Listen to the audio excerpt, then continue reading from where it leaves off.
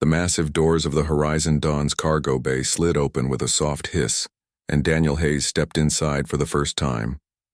He carried a single duffel bag over his shoulder and looked around at the enormous space with genuine curiosity. The cargo bay was larger than any building he had worked in back on Earth, with high ceilings that seemed to stretch up forever, and walls lined with containment units of various sizes. Some were small enough to hold creatures the size of a house cat, while others could have easily housed an elephant. Daniel had spent the last 15 years working animal control in Colorado, dealing with everything from aggressive bears wandering into suburbs to rattlesnakes hiding in people's garages. When the Galactic Federation had opened applications for humans to join their interstellar research vessels, he figured his experience might be useful. He never expected to actually get selected, but here he was, standing in a spaceship thousands of light years from Earth. A tall, slender figure approached him from across the bay. The alien stood nearly 7 feet tall with smooth, scaled skin that shifted between shades of deep blue and purple depending on the light. Dr. Kivrex was a Velthian, one of the Federation's leading experts in xenobiology and dangerous fauna. His large golden eyes blinked slowly as he looked Daniel up and down, clearly assessing the new human crew member.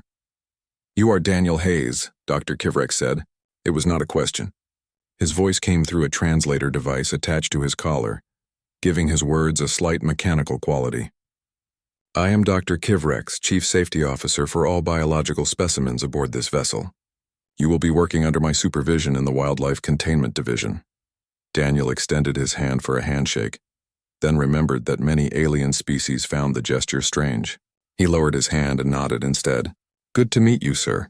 I'm looking forward to learning from you." Dr. Kivrex's head tilted slightly to one side, a gesture that might have indicated curiosity or skepticism. "Your file says you have experience with dangerous animals on Earth. I must inform you that Earth creatures, while perhaps intimidating to your species, are quite mild compared to the specimens we handle here. You will need to forget much of what you think you know and follow our protocols exactly." Daniel kept his expression neutral. He had expected this kind of attitude. Humans were the newest species in the Galactic Federation, and most aliens seemed to think of Earth as a pleasant garden world where nothing truly dangerous existed. "I understand. I'm here to learn." "Good," Dr. Kivrex said. He gestured for Daniel to follow him deeper into the cargo bay. "We will begin your orientation immediately. I want you to understand the level of danger we deal with on a daily basis." They walked past several containment units. Dr. Kivrex pointed to each one and provided brief descriptions. A crystalline creature that could freeze prey solid with its breath. A plant-like organism that released spores capable of mind control. A small, colorful amphibian whose skin secreted an acid strong enough to melt through metal.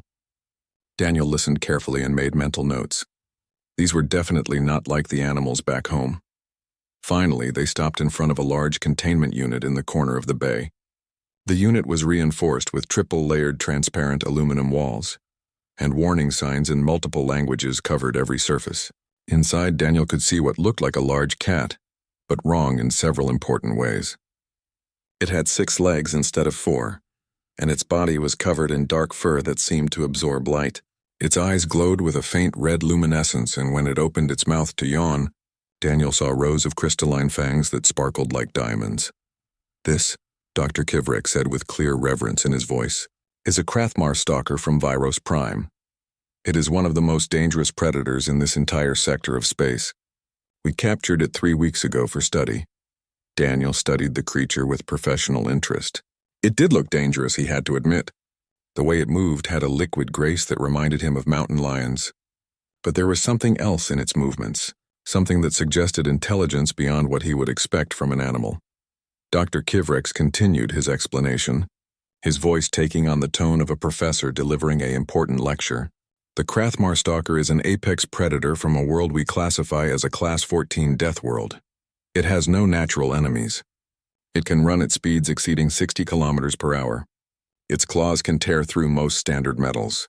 And most importantly, its bite is absolutely lethal." He tapped a control panel next to the containment unit, and a holographic display appeared in the air between them. The display showed a detailed image of the Krathmar's fangs and venom glands. "You see these crystalline fangs? They are not just for show. Each fang is hollow and connected to venom sacs in the creature's jaw. When it bites, it injects a neurotoxin that is deadly to virtually every known sentient species in the Federation. Daniel leaned closer to examine the hologram. The venom delivery system was actually quite sophisticated, similar to a viper's fangs but more complex. How fast does the venom work? That depends on the species and where the bite occurs, Dr. Kivrex said. For most species, including my own, a bite to an extremity will cause death within 2 to 3 hours. A bite to the torso or neck can kill in as little as 20 minutes. The venom attacks the nervous system, causing progressive paralysis, respiratory failure, and cardiac arrest. It is an extremely painful way to die. Dr. Kivrex pulled up another display, this one showing a long list of safety protocols. This is why we have these procedures in place. No one enters the habitat area without full exo-armor protection. The armor is rated to withstand the Krathmar's claws and fangs. We only sedate the creature using remote gas systems. We never, under any circumstances, make direct physical contact with the specimen. Even a scratch from its claws can introduce enough venom into the bloodstream to be dangerous. Daniel read through the protocols on the display. They were thorough, he had to give them credit for that. Maybe overly thorough in some areas, but when dealing with dangerous animals, it was better to be too careful than not careful enough. What about feeding? How do you get food into the habitat without exposing anyone to danger? Excellent question, Dr. Kivrex said, and Daniel thought he detected a note of approval in the alien's voice. We use automated feeding systems. The food is loaded into a sealed compartment outside the main habitat, then delivered through a one-way chute. The Krathmar has learned to expect food at specific intervals and waits near the chute when feeding time approaches. Daniel watched the creature in its habitat. It was pacing now, moving back and forth along the front wall of the containment unit. Despite the clear walls between them, Daniel felt the hairs on the back of his neck stand up. Predator recognition was hardwired into human brains after millions of years of evolution, and his instincts were definitely telling him that the thing on the other side of that wall was dangerous. I have shown you the Krathmar first because it represents the level of danger you will be expected to handle, Dr. Kivrex said. He turned to face Daniel directly, his golden eyes fixed on the human's face. This is not like handling the animals on your homeworld. These creatures can and will kill you if you make a mistake. You must follow every protocol exactly. You must never become complacent or overconfident. Do you understand? I understand, Daniel said. He did understand, actually. Dr. Kivrex was not trying to be condescending. The alien was genuinely trying to keep him safe, and Daniel could respect that. Good, Dr. Kivrex said. Now let me show you the rest of the facility. They spent the next several hours touring the cargo bay and the adjacent research labs. Daniel met other members of the xenobiology team, including a insectoid Shirathi researcher named Dr. Zixtal and a massive, rock-like Tarkosian security officer named Grex. Everyone was professional and welcoming, though Daniel could sense a certain wariness in how they treated him. He was the new guy, the human, the unknown quantity. As the tour concluded and Dr. Kivrex prepared to show Daniel to his quarters, the human took one last look at the Krathmar in its containment unit. The creature had stopped pacing and was now lying down, its 6 legs tucked under its body and its glowing eyes half closed. It looked almost peaceful, like a house cat napping in a sunny window. It does look pretty dangerous, Daniel said, more to himself than to Dr. Kivrex. Reminds me a bit of the mountain lions back home. Dr. Kivrex made a sound that might have been a sigh. The mountain lions of Earth are ambush predators, yes, but they are not in the same category as a Krathmar stalker. A mountain lion will flee from a healthy human adult. A Krathmar will hunt and kill any prey it encounters, regardless of size or threat level. Please do not underestimate these creatures, Daniel Hayes. Such thinking will get you killed.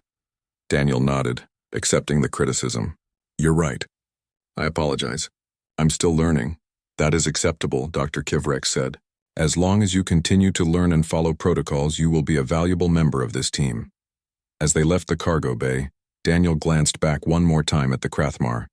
The creature's eyes had opened fully and were tracking his movement across the room. There was intelligence in those glowing red eyes, a calculating awareness that made Daniel think of wolves, rather. 3 weeks had passed since Daniel joined the crew of the Horizon Dawn, and he had settled into a comfortable routine.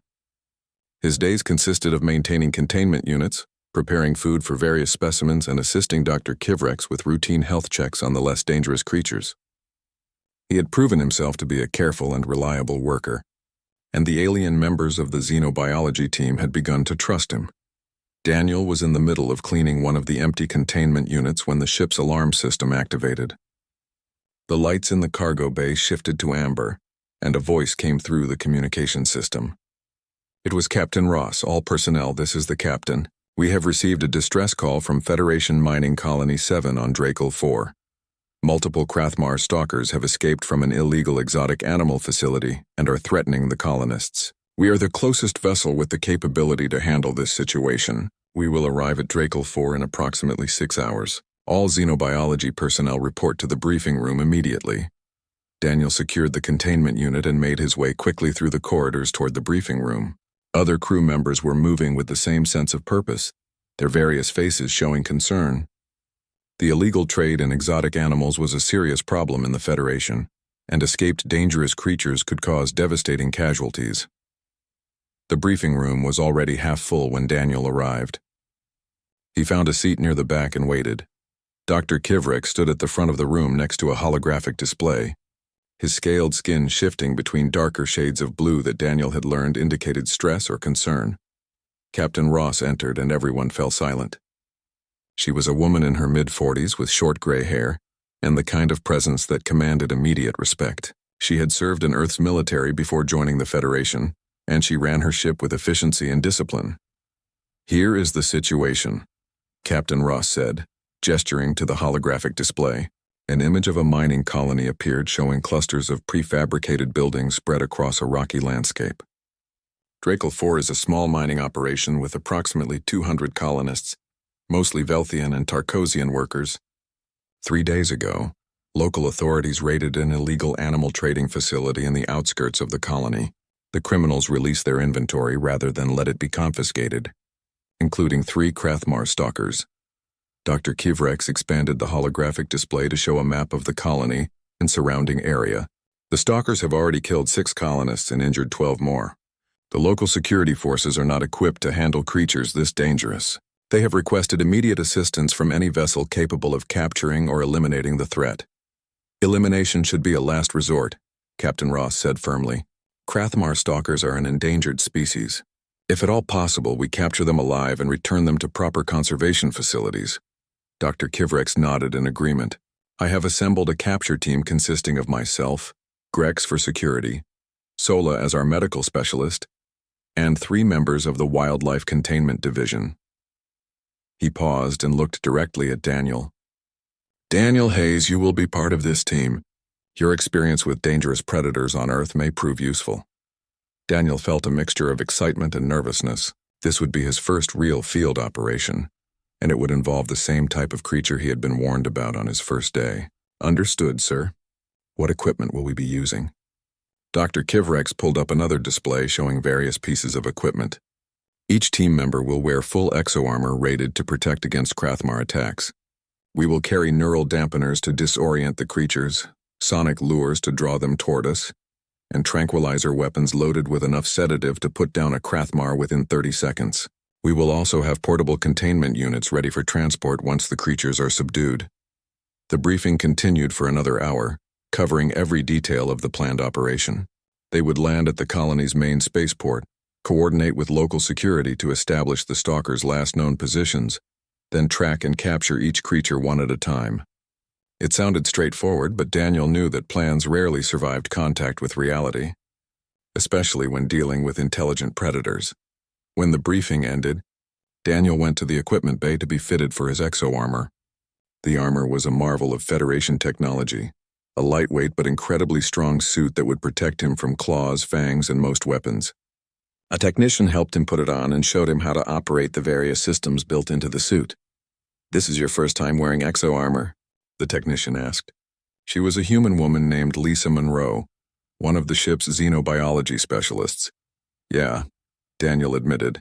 It feels a bit bulky. You will get used to it quickly, Lisa said. The suit has assisted movement systems that will compensate for the extra weight. Try walking around. Daniel took a few steps and was surprised at how natural it felt after the first few seconds. The suit moved with him, amplifying his movement slightly so that walking in the heavy armor felt almost the same as walking normally. This is pretty impressive.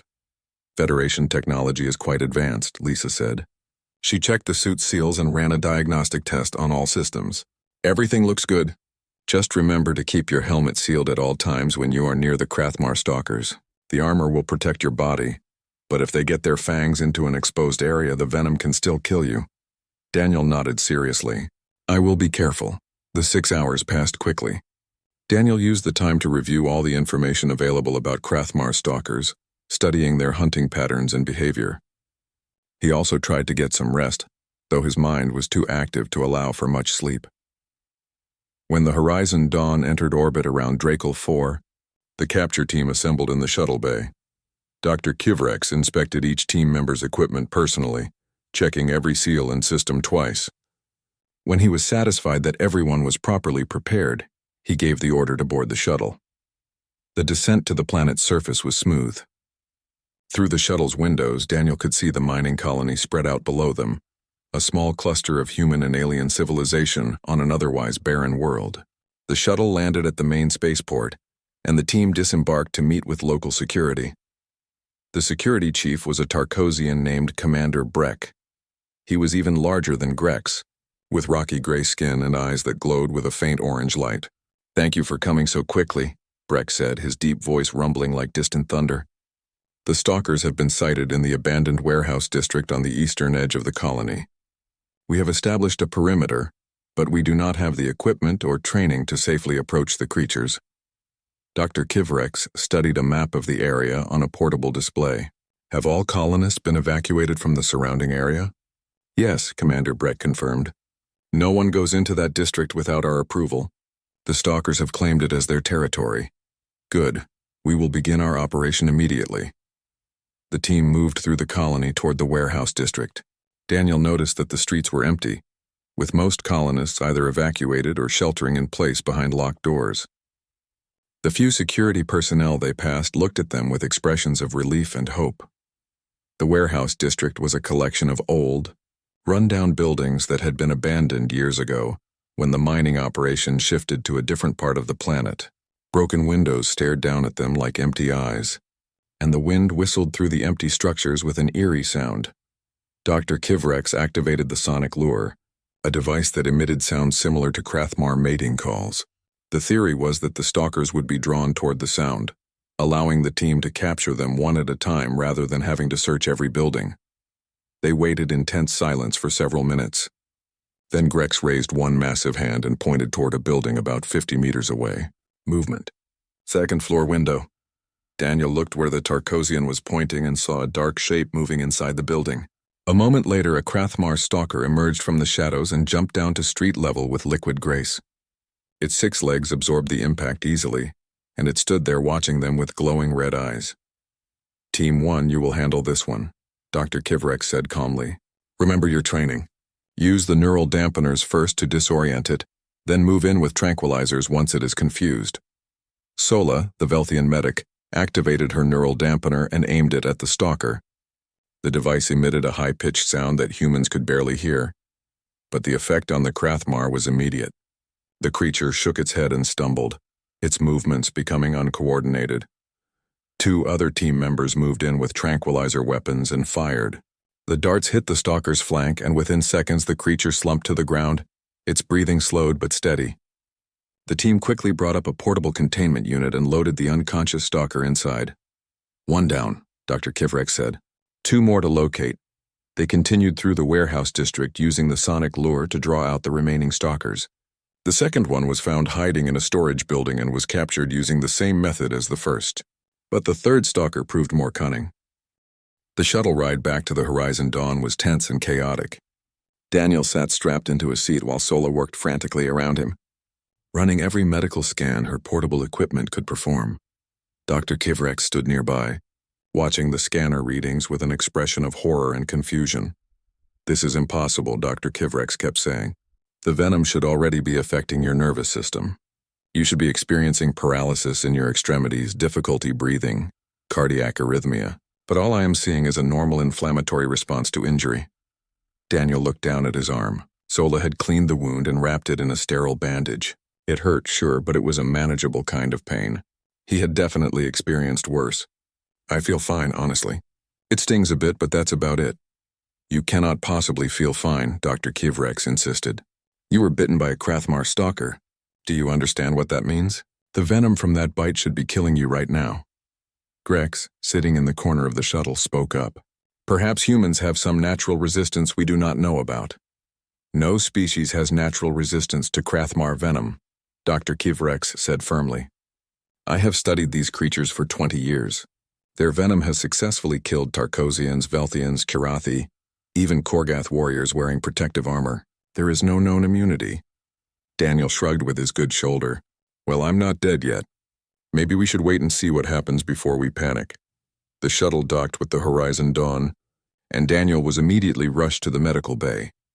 Dr. Zixtal, the ship's chief medical officer, was waiting for them. The Kirathi moved on 6 insectoid legs, his mandibles clicking rapidly as he processed the situation. Get him on the examination table immediately, Dr. Zixtal ordered.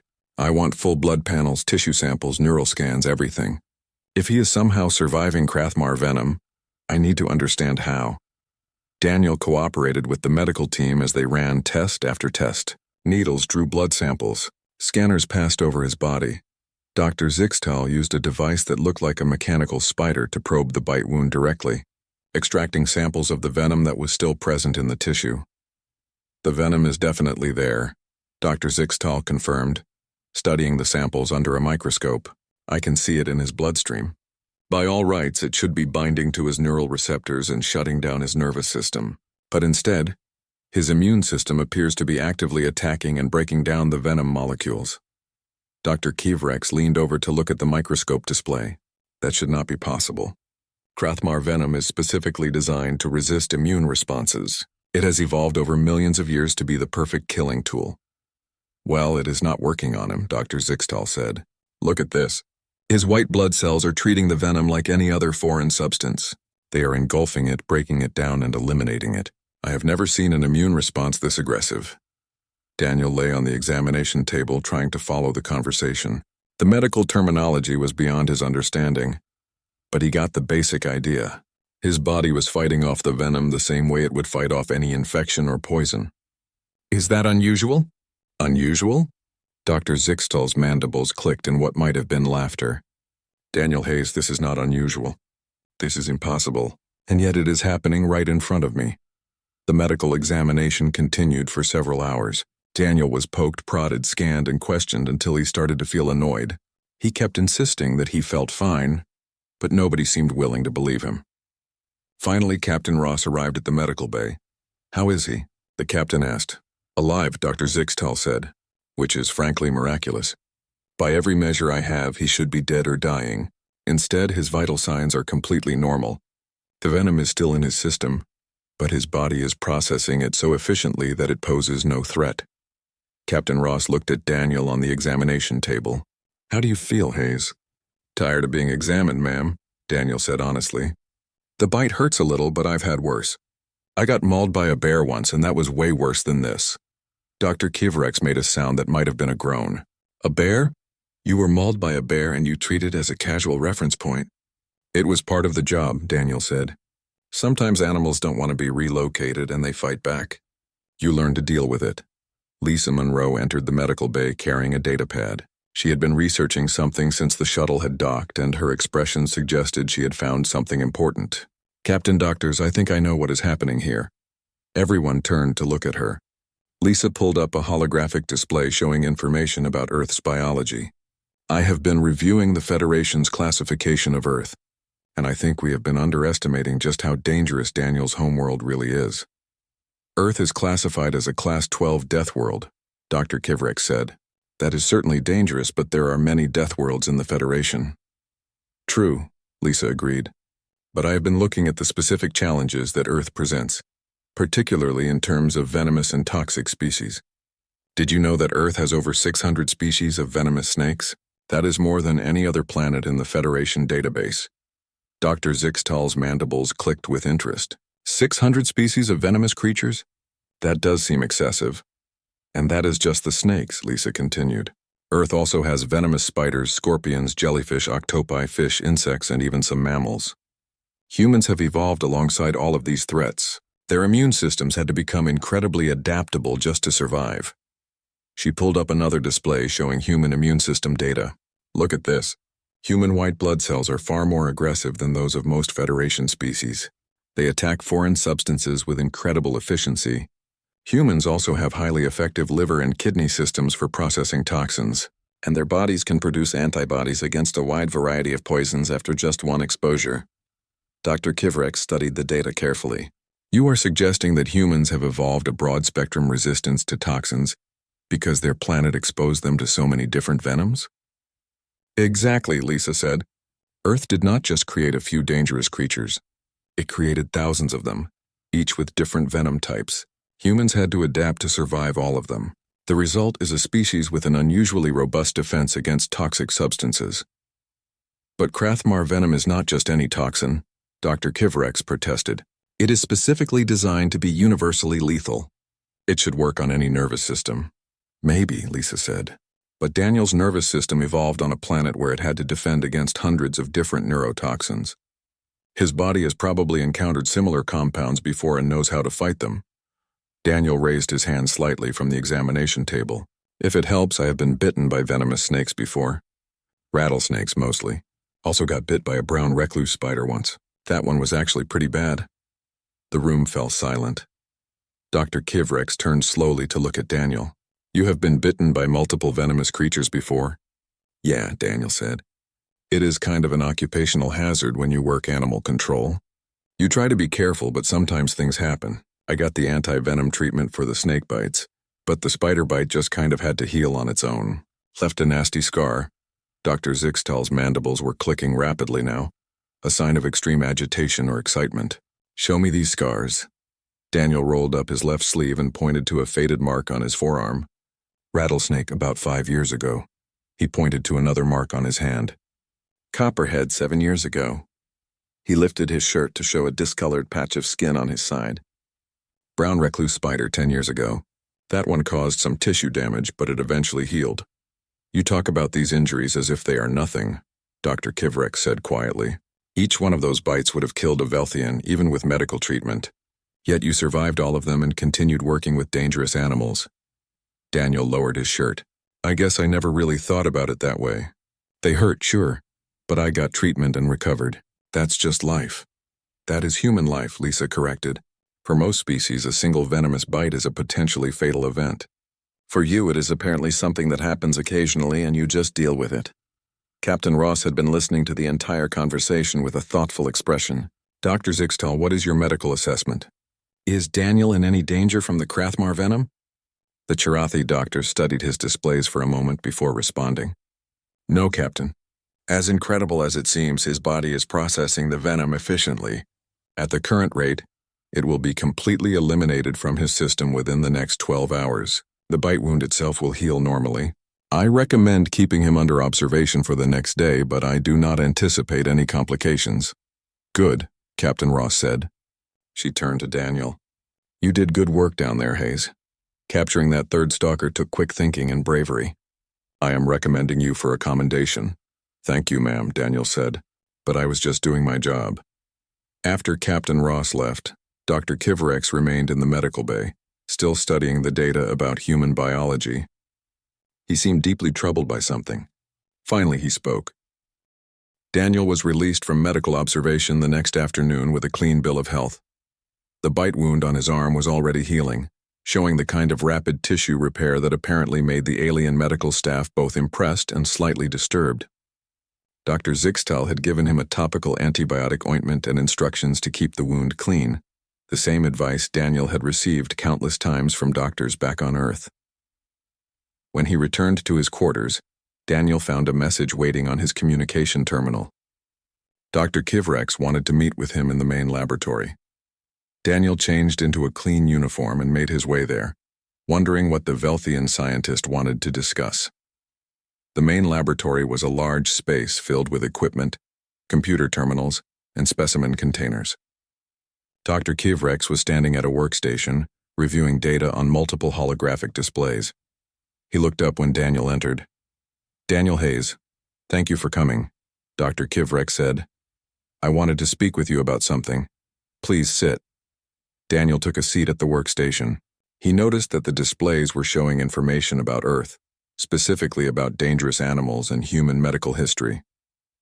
"What can I help you with, Doctor?" Dr. Kivrex seemed to choose his words carefully. "After yesterday's incident, I became curious about human biology and Earth's fauna. I have spent the last several hours reviewing the Federation database entries for your planet. What I found is quite disturbing." "Disturbing how?" Daniel asked. "Earth is far more dangerous than I realized," Dr. Kivrex said.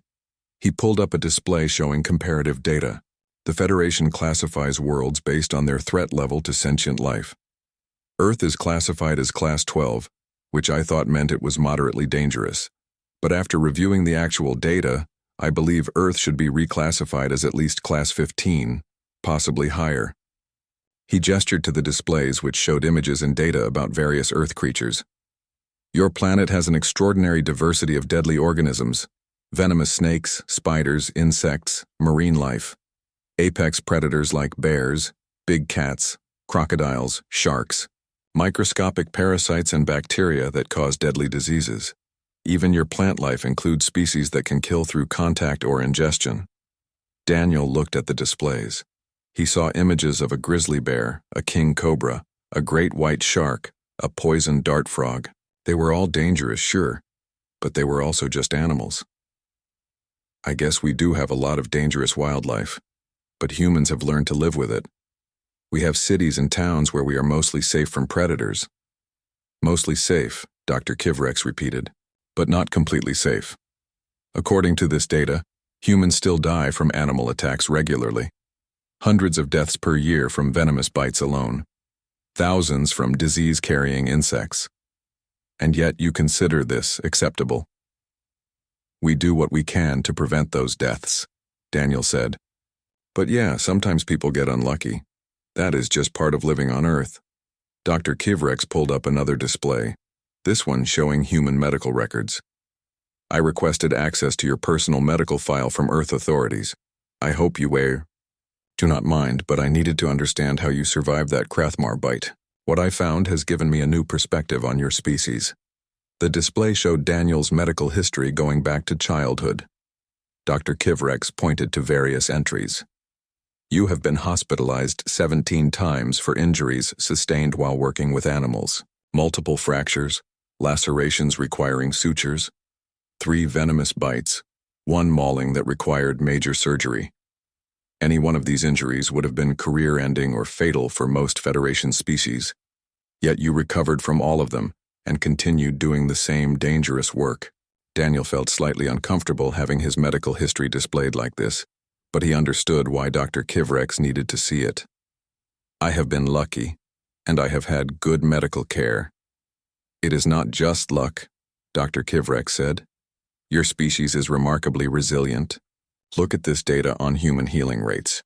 Broken bones that would take a Velthian 6 months to heal take humans only 6 to 8 weeks.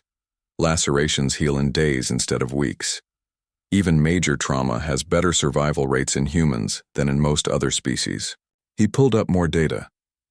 "And your immune system is extraordinary. I have been reviewing case studies of human survival from various diseases and toxins. Humans have survived exposures that should have been fatal. Your bodies fight off infections that would kill other species. You have even developed resistances to various poisons through repeated exposure." Daniel thought about the implications of what Dr. Kivrex was saying.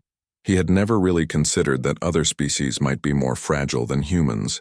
In his mind, all intelligent species would have similar durability, but apparently, that was not the case. "I am also looking at psychological resilience," Dr. Kivrex continued.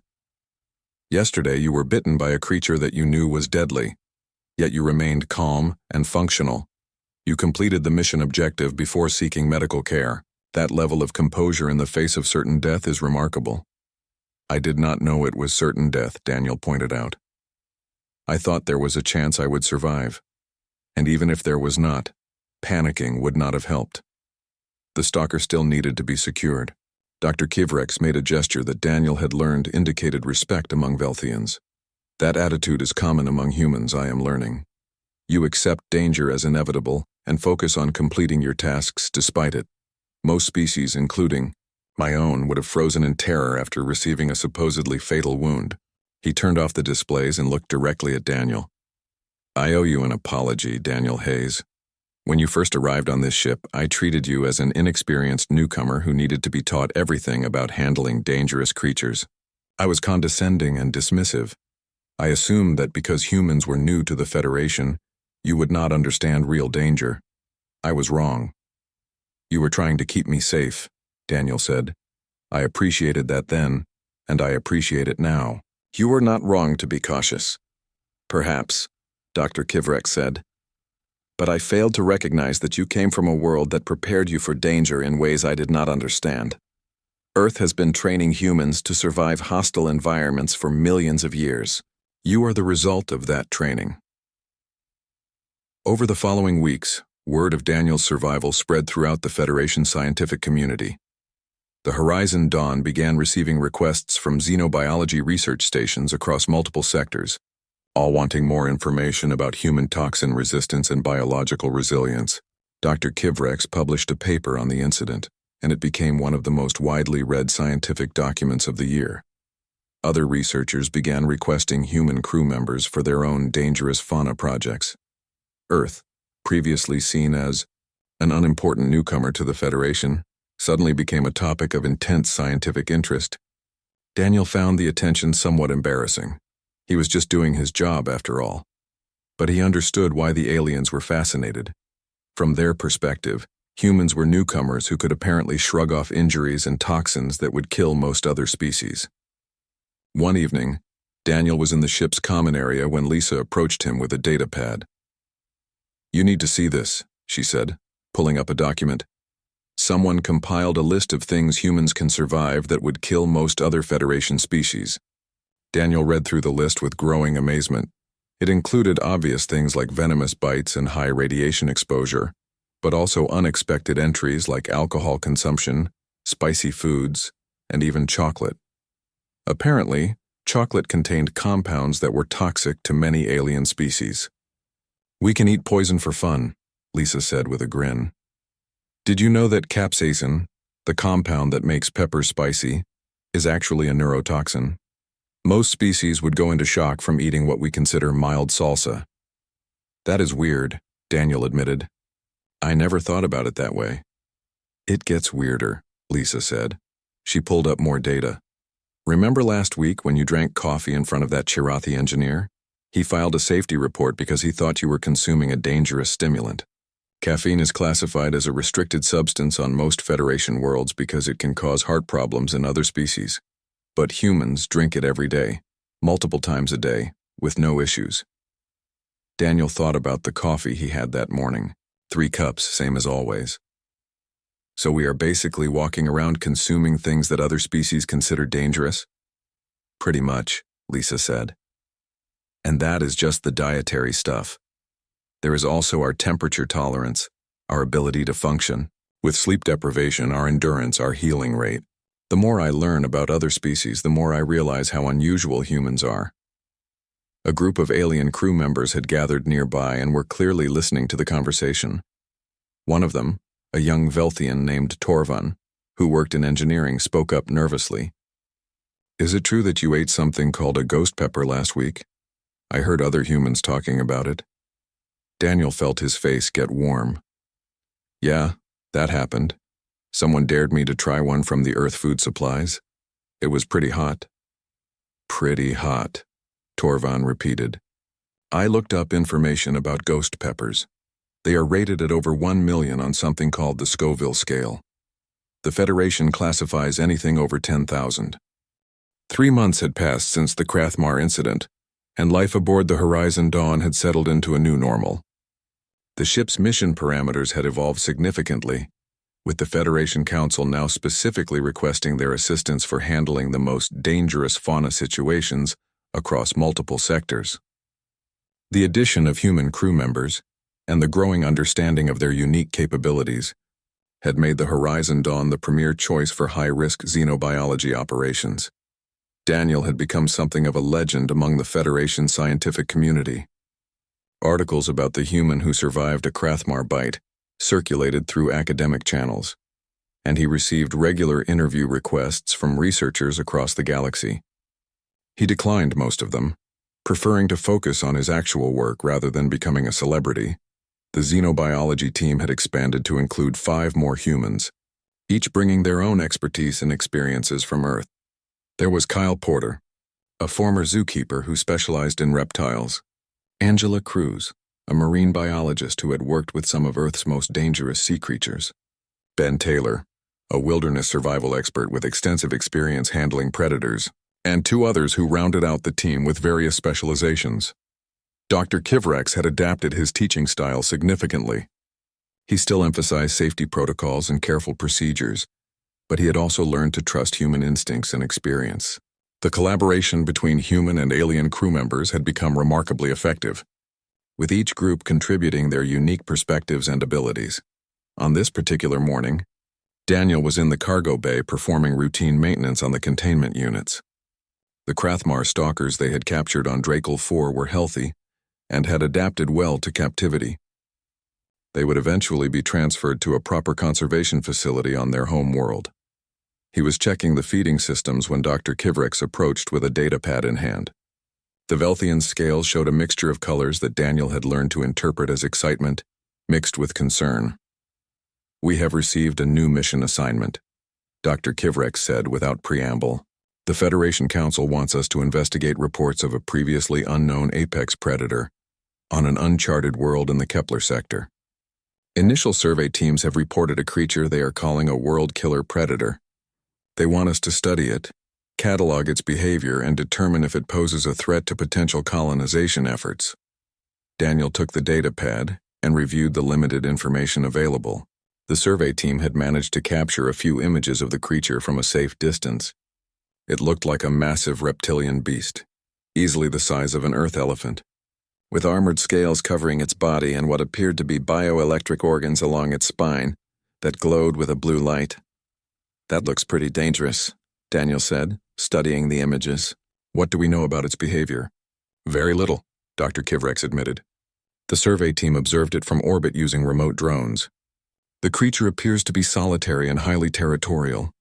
It displayed remarkable intelligence, having destroyed 2 of our observation drones despite them being cloaked and operating silently. It also demonstrated the ability to generate powerful electrical discharges, which it used both for hunting and as a defensive mechanism. Daniel scrolled through more information on the datapad. The planet itself was classified as a Class 16 death world, even more hostile than Earth. The atmosphere had higher oxygen content, which apparently supported larger and more aggressive fauna. The temperature ranges were extreme, and the local ecosystem was described as hyper-competitive. "When do we leave?" Daniel asked. "We depart in 6 hours, Dr. Kivrex said. Captain Ross is assembling a full expedition team. She wants you to lead the human contingent. Given your experience and the respect you have earned from both human and alien crew members, she believes you are the best choice." Daniel felt a mixture of pride and responsibility. Leading a team was different from just being a member of one. "I will do my best. What resources will we have?" "Everything," Dr. Kivrex said simply. "The Federation Council has given us priority access to any equipment or personnel we need. They are taking this mission very seriously. If this creature is truly as dangerous as the initial reports suggest, they want to understand it completely before making any decisions about the planet." The next few hours were a blur of preparation. Daniel met with the other human team members to discuss strategy and safety procedures. They reviewed what little data existed about the planet and its dominant predator. They checked and double-checked their equipment, making sure everything was functioning properly. Captain Ross held a briefing in the main conference room, with the entire expedition team in attendance. The room was packed with humans, Velthians, Chirathi, Tarkosians, and several other species. Everyone understood that this mission would be dangerous, potentially more dangerous than anything the Horizon Dawn had attempted before. "Our primary objective is observation and data collection," Captain Ross explained, standing at the front of the room with a holographic display behind her, showing the target planet. "We are not here to hunt or capture this creature unless absolutely necessary. We approach with caution and respect. This is its world and we are visitors." She continued outlining the mission plan.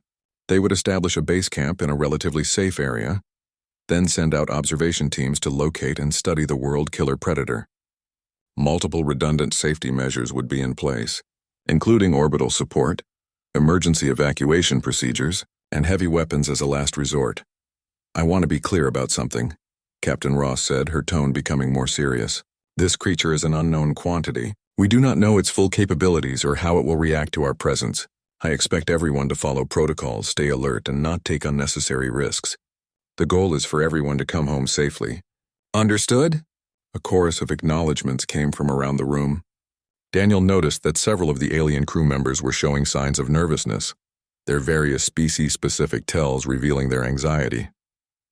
The humans, by contrast, seemed calm and focused. Not because they were braver, Daniel thought, but because they were used to the idea that dangerous things existed and needed to be dealt with. The journey to the uncharted planet took 3 days. During that time, the team continued their preparations and reviewed every scrap of data available about the target. Dr. Kivrek spent hours working with Daniel and the other humans, combining alien scientific methodology with human practical experience to develop the best possible approach. "I have been thinking about something," Dr. Kivrek said during one of these planning sessions. "You humans have a saying about learning from past mistakes. I think we should apply that here. What mistakes did we make during the Krathmar incident that we should avoid this time?" Daniel considered the question carefully. "We underestimated the creature's intelligence. That third stalker outsmarted us by circling around. We should assume this world killer predator is at least as smart, probably smarter." Angela Cruz, the marine biologist, added her thoughts. "We also did not have a good backup plan when things went wrong. We should have multiple contingency plans for this mission." Ben Taylor, the survival expert, spoke up. "We need to understand the environment better before we go looking for the predator. Know the terrain, know the other creatures, know where we can take shelter if needed." Dr. Kivrex took notes on everything they said. The collaborative planning process had become natural over the past months, with human and alien perspectives complementing each other effectively. When the Horizon Dawn entered orbit around the target planet, everyone gathered in the observation deck to get their first real look at their destination. The planet was beautiful in a harsh, unforgiving way. Thick cloud cover occasionally parted to reveal vast forests, towering mountain ranges, and deep canyons. The blue glow of bioelectric organisms could be seen even from orbit, creating patterns of light across the night side of the planet. "That is where we are going," Captain Ross said, pointing to a region on the planet's largest continent. "This area has been identified as part of the world killer predator's territory. We will establish our base camp here on this plateau. It provides good visibility and defensive advantages."